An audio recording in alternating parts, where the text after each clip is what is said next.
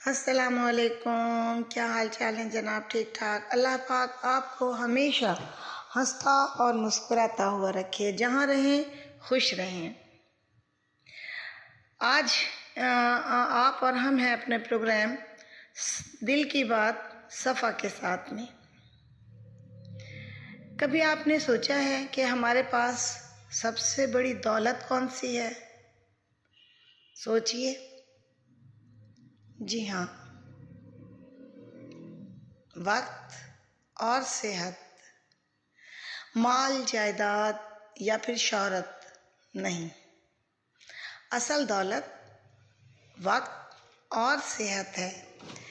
لیکن افسوس یہ ہے کہ دونوں ایسی نعمتیں ہیں جنہیں ہم بغیر سوچے سمجھے ضائع کرتے جا رہے ہیں۔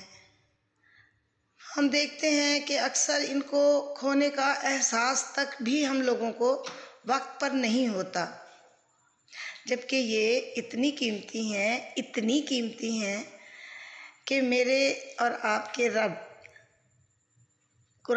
نے قرآن پاک میں فرما دیا، زمانے کی قسم، بے شک انسان خسارے میں ہے۔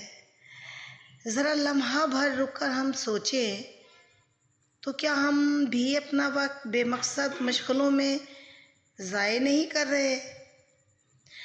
آپ دیکھیں، گھنٹوں ہم سوشل میڈیا پر رہتے ہیں، فضول گپ شپ میں اپنا وقت گزار دیتے ہیں، دیر تک جاگ کر اپنی نیند کو خراب کر دیتے ہیں۔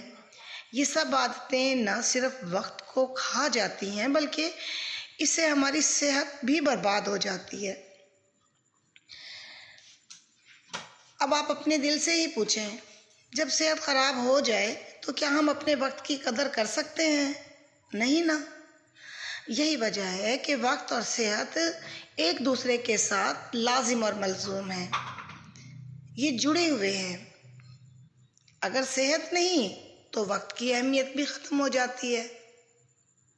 پریشان نہ ہوئیے، اچھی خبر یہ ہے کہ ہم چند چھوٹی چھوٹی عادات اپنا کر اپنی دنیا اور اپنی آخرت دونوں کو سنوار سکتے ہیں۔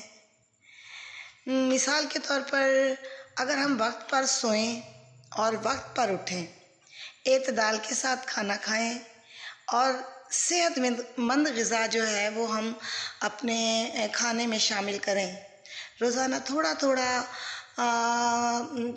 ورزش کر لیں، چہل قدمی کر لیں، اور اس کے ساتھ ساتھ جو بہت ضروری ہے کہ دن کا کچھ حصہ قرآن کی تلاوت میں، اس کو سمجھنے میں، سمجھانے میں، دعا میں اور ذکر کے لیے نکال لیں، تو اس سے بڑھ کر اور کیا بات ہو سکتی ہے۔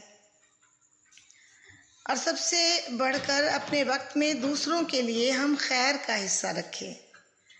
سوچ کر تو دیکھیے، اگر ایک طالب علم وقت پر پڑھائی کرے تو امتحان میں کیا ہو جاتا ہے؟ کامیاب۔ اور اگر ایک انسان وقت پر اپنی صحت کا خیال رکھے تو لمبی عمر تک تندرست اور توانا رہتا ہے۔ یہی وقت پر کیا گیا اچھا عمل ہے جو دنیا میں سکون دیتا ہے اور آخرت میں اللہ کی رضا۔ اچھا کام بھی وقت پر اگر نہ کیا جائے تو پھر ہمیں مایوسی دے جاتا ہے۔